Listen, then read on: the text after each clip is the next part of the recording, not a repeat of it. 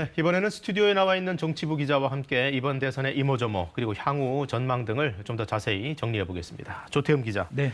새벽까지 이 결과를 알 수 없을 정도로 아주 초박빙 접전이었어요. 근데 개표 결과를 보면 아무래도 진영 결집 양상이 두드러지게 나타났던 것 같아요.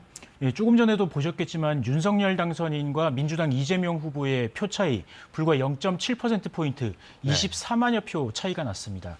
이게 1987년 대통령 직선제 이후에 가장 적은 차이인데요. 네. 이런 개표 결과를 보면은 민심은 어느 한쪽으로 쏠리지 않았다라고 볼 수 있습니다.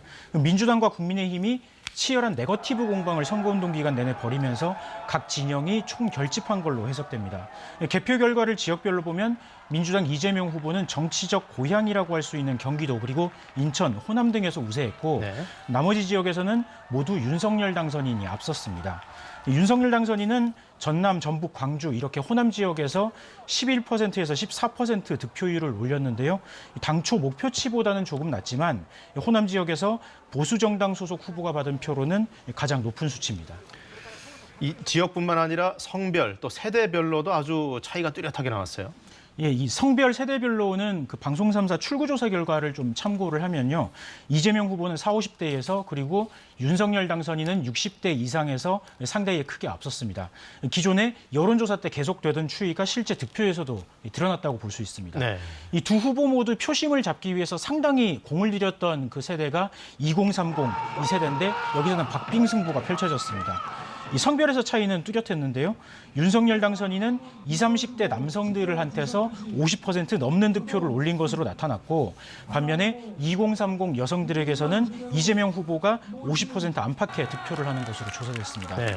이렇게 표로 드러난 갈등을 극복하는 게 윤석열 당선인이 앞으로 좀 맞닥뜨릴 과제가 아닌가 싶습니다.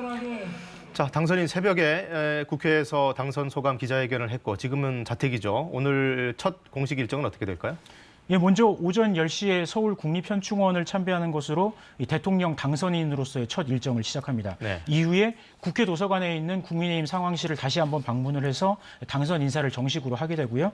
오후 2시에는 선대본부 해단식에도 참석해서 그간 수고한 당직자들, 의원들한테 그동안 고생했다 감사 인사를 할 예정입니다.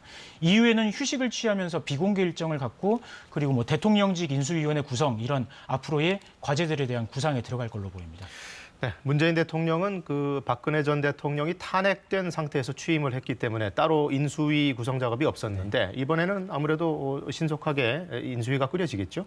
예, 아직 구체적인 계획은 나온 게 없지만 이르면 이번 주에 인수위 구성을 위한 논의가 시작되지 않을까 이렇게 예상이 됩니다. 네. 이 대통령직 인수위원회는 새 대통령이 취임하기 전까지 새로운 정부의 밑그림을 그리는 역할을 하는데요.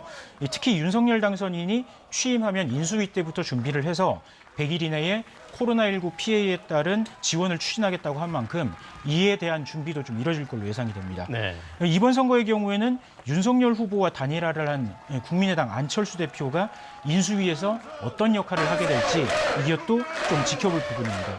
윤석열 당선인하고 안철수 대표는 인수위 구성부터 공동정부 구성까지 함께 협의하겠다고 단일화 발표 당시에 얘기한 바 있습니다. 네, 이제 승부는 끝났습니다만 국민의힘과 민주당 양쪽 모두 또 아주 무거운 과제들을 안게 됐는데요. 일단 국민의힘 상황부터 좀 알아볼까요? 예, 국민의힘이 가장 먼저 맞닥뜨릴 과제는 단일화 때 약속했던 국민의당과의 합당 문제입니다. 네.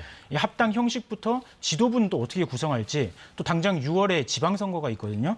여기서 각 지역위원장 임명 그리고 공천관리위원회 구성 이런 복잡한 논의들이 기다리고 있습니다. 이 의석수 3석인 국민의당이 국민의힘에 흡수 통합되는 형태가 되지 않을까 이런 전망들이 많은데 이준석 대표는 공동대표 체제 얘기는 들은 바 없다라고 말한 바가 있거든요. 네. 안철수 대표, 권은희 원내대표 이런 국민의당 주요 지도부가 이게 합당 뒤에 어떤 역할을 맡게 될지 이런 부분도 관심사고 또 공천 문제는 어떻게 할지 이런 논의가 순조롭게 이루어지지 않으면 자칫 갈등이 불거질 수 있는 부분이 적지 않습니다. 네, 그래도 심경이 복잡하기는 아무래도 민주당 쪽이 더 하겠죠. 네, 민주당은 일단 오늘 오후쯤에 비공개 지도부 회의를 갖고 향후 진로에 대해서 논의할 예정인데요. 일단은 선거 패배에 대한 책임을 지고 현 지도부가 총사퇴한 뒤에 비대위 체제로 전환되지 않을까 하는 전망이 많습니다. 네. 우선은 그 당을 추스릴 비대위원장이 누가 임명될지도 좀 봐야 하고요. 그리고 대선 패배 책임에 따른 공방이 불거질 수도 있고 또 이른바 86 용태론 이러면서 세대 교체가 이뤄질 가능성도 있습니다. 6월 지방선거 준비에 빨리 들어가서 지방선거에서는 어느 정도 좀 의미 있는 성과를 내야지 당이 어느 정도 안정을 찾을 수 있을 걸로 보입니다. 네, 6월에 지방선거가 있기 때문에 상반기 내내 좀 전국이 좀 어수선할 것 같아요. 네. 정치부 조태흠 기자였습니다. 수고하셨습니다.